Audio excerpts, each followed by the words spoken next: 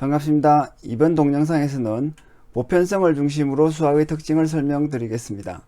이 점을 이해하시면 수학 공부할 때 어디에 초점을 맞춰야 하는지 이해하는 데 도움이 될 겁니다. 이전 동영상에서 기본적인 내용을 설명드렸습니다. 수학이란 무엇인가에 대한 동영상에서 수학은 패턴 혹은 규칙성에 대해서 연구하는 과학이라는 것을 설명했습니다. 그리고 수학 왜 중요한가에 대한 동영상에서 보편성, 필연성, 체계성이라는 수학의 세 가지 특징을 설명했습니다. 짧은 동영상이니 시간 되시면 한 번씩 보시길 바랍니다. 하나는 11분 정도, 다른 하나는 7분 정도 걸립니다. 이상의 내용을 요약해서 도표를 그리면 다음과 같습니다. 수학의 본질은 패턴 연구이고 그 연구의 특징에는 보편성, 필연성, 체계성이라는 세 가지 특징이 있는 겁니다. 여기서 이번에는 보편성에 대해서 설명드리겠습니다.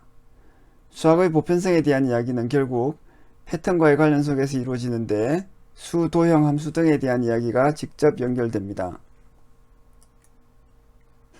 보편성? 어려운 말이죠.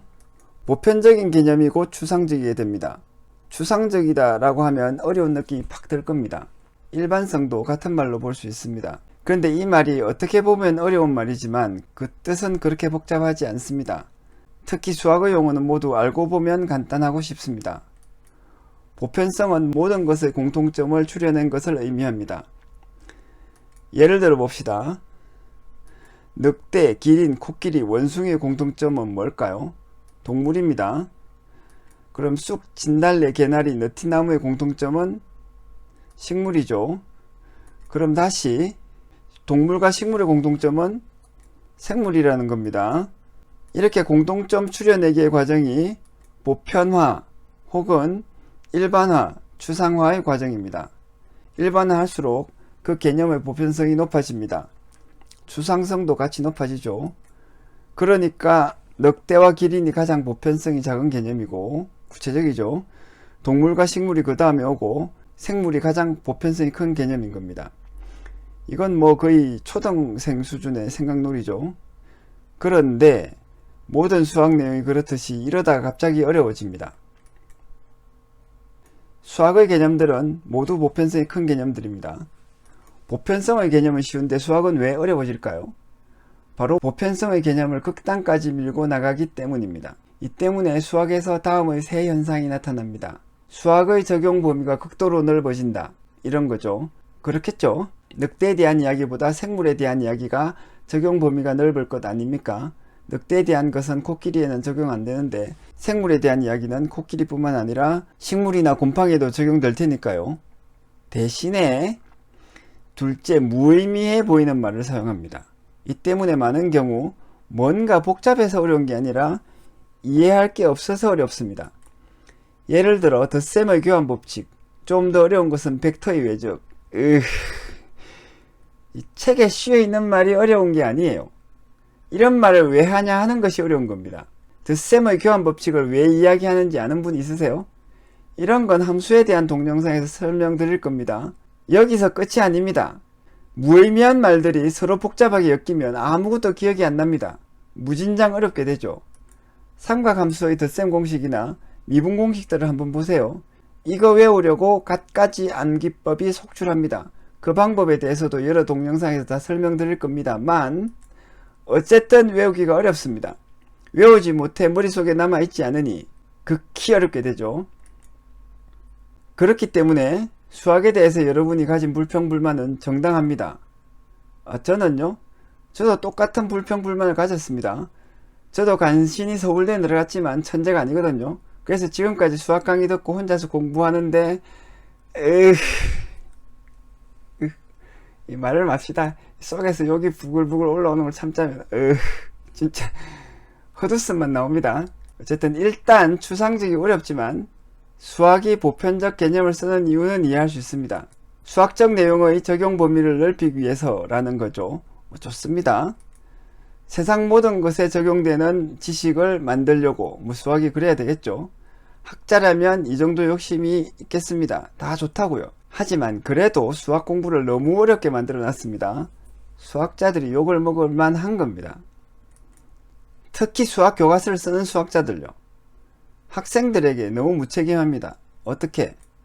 첫째, 자신들이 이해한 방향과는 반대 방향으로 가르칩니다. 수학사를 읽어보면 거의 모든 수학자들은 사례에 대해 생각하다가 일반화를 했습니다. 예를 들어 미적분법은 원의 면적 측정하면서 연구되었는데 한 1800년 후에 일반화된 방법으로 정립되었죠. 자기들은 그렇게 생각해 놓고는 수학책에는 거꾸로 써놓은 거예요.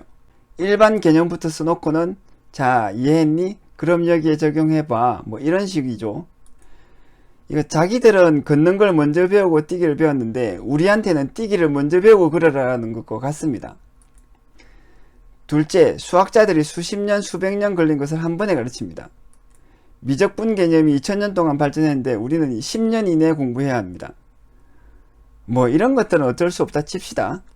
사실 어쩔 수 없죠. 우리도 2000년 동안 그걸 공부하고 있을 수는 없고 빨리 많은 걸 배우려다 보면 거꾸로 배우는 게 나을 수도 있으니까요. 그래도 원래 이건 이만큼 어려운 거다 이런 설명이 충분히 있어야 학생들이 쉽지 않을까요? 셋째, 그러면서 자신들은 처음부터 다 알았던 것처럼 수학책을 씁니다.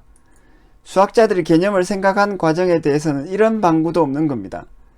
덧셈과 곱셈의 교환 법칙은 왜 따지겠어요? 그거 함수와 관련해서 간단한 설명만 해줘도 이해하기 쉬운 겁니다. 학생들은 이것저것 잔뜩 배우고 나서야 이해할 수 있습니다. 이건 뭐 로또 복권 당첨번호 나중에 알 테니까 그걸 미리 알아서 사면 된다는 소리와 같죠. 수학자들 욕은 실컷 할 수 있는데 뭐 해결책은 없을까요? 제가 현실적인 해결책을 생각해보니 좀 바보 같은 사람이 마음먹고 수학을 잘 이해해서 하나하나 설명해주는 방법밖에 없어 보입니다. 그래서 제가 이 유튜브 채널을 만든 겁니다. 그럼 수학에서 쓰는 극도로 보편적인 개념들에는 뭐가 있을까요? 사실 모든 개념들이 극도로 보편적입니다만 기본적으로 수와 도형 함수가 그렇습니다. 거기다 집합, 군, 위상, 동형성 등을 생각하면 보편 개념들을 다시 보편화했다고 볼 수도 있습니다. 하지만 수와 도형 함수가 가장 기본적입니다. 먼저 수를 보면 우리는 수에 매우 익숙하지만 매우 추상적인 개념으로서 보편성이 큽니다. 하나, 둘, 셋 이렇게 뭐든지 다 셀 수 있잖아요. 뭐든지에 해당되니까 보편적이고 일반적인 거죠. 둘째는 도형입니다. 점, 선, 면, 삼각형, 사각형, 원 등이 그런 거죠. 이것도 매우 추상적이고 보편성이 큽니다. 일단 눈에 보이는 모든 것을 이런 도형 패턴으로 파악하니까요. 그래도 우리는 수와 도형을 어렵게 생각하진 않습니다. 그러니까 다음 개념으로 넘어갑시다. 세 번째 함수는 바로 보편적이고 단순한 개념이라서 어려운 대표적인 예입니다. 함수가 뭐죠? 더하기, 곱하기, 삼각함수, 로그함수 등이 바로 모두 함수입니다. 그런데 어려운 부분이 하나 나타납니다. 함수의 정의입니다. 그것은 다음과 같은 그림으로 설명되는 대응관계입니다. 이런 것은 함수이지만 이런 것은 함수가 아니다. 여러분도 이 정도는 다 아시죠? 모르시는 분들을 위한 설명은 함수에 대한 별도 동영상에서 설명드리겠습니다. 자, 얼핏 보면 이게 초등학생들에게 쉽게 설명하기 위한 내용 같은데 사실 모두가 아시듯 이게 학생들을 위해서 대충 설명한 게 아닙니다. 현대 수학자들이 가장 전문적인 영역에서까지 쓰는 정확한 함수의 개념입니다. 앞에서도 설명했듯이 문제는 이게 복잡해서 어려운 게 아니라 이해할 것도 없을 만큼 단순해서 이해할 수가 없다는 겁니다. 너무 단순하죠? 진정한 멘붕이란 이런 데서 오는 겁니다. 이게 극도로 일반화된 개념의 특징입니다. 늑대가 아니라 생물에 대해서 말하는 것처럼요. 생물에 대해 설명하면 굉장히 막연하잖아요. 사실 함수는 생물 수준이 아니라 생물과 무생물의 공통점인 어떤 것 혹은 존재 수준의 보편 개념입니다. 어쨌든 일단은 함수의 개념이 계산, 우리의 생각, 모든 종류의 작용 등을 일반화한 것, 즉 공통점을 뽑아낸 것이라고만 알아둡시다. 다른 동영상에서도 말씀드렸듯이 수학은 패턴 혹은 규칙성에 대해서 연구하는 과학입니다. 그리고 수학이 사용하는 극도로 보편적인 내용들이 모두 적극적으로 패턴이 됩니다. 도형이 패턴이라는 것은 말 안 해도 아시겠죠? 그럼 수는 왜 패턴일까요? 수는 양적인 크기를 나타내고 크기는 항상 모양으로 나타낼 수 있기 때문입니다. 사실 다른 방식으로도 설명할 수 있지만 가장 간단한 설명은 그렇습니다. 그럼 함수는 어떨까요? 함수는 기본적으로 하나의 패턴을 다른 패턴으로 연결시킵니다. 이 연결은 결합이기도 합니다. 그래서 새로운 패턴을 만들어냅니다. 수학은 이렇게 생겨나는 새로운 패턴을 계속 탐구하죠. 그 패턴은 규칙성입니다. 설명을 하다 보니 끝없이 이어질 것 같습니다. 일단 수학의 보편성에 대해서는 이 정도로 정리하겠습니다. 시청해 주셔서 감사합니다. 도움이 되셨다면 좋아요와 구독을 부탁드립니다.